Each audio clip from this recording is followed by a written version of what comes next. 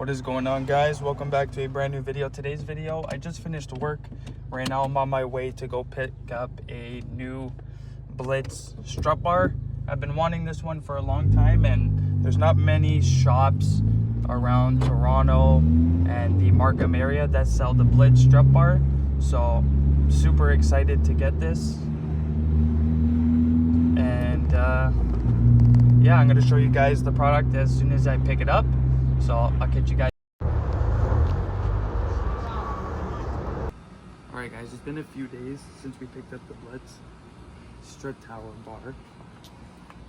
So now I kind of just laid these in, and to take these off, it's a 14mm socket, and also you're gonna need a 8mm hex socket for this here, for the actual strut bar.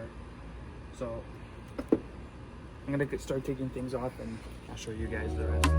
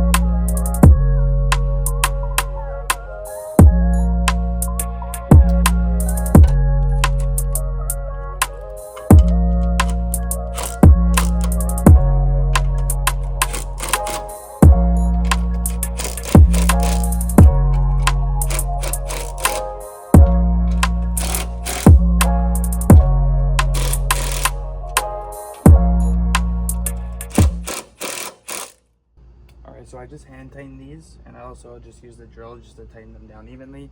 Now I'm going to use the torque wrench at 46 pounds of torque and torque them down to spec.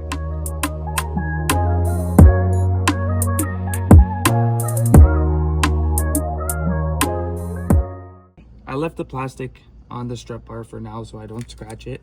But after these are torqued down to spec, you're going to want to install these this way. They come with a washer and a nut. You're going to want to feed it through, and you're gonna have to hold one side with the socket and either use the Allen socket to tighten it down.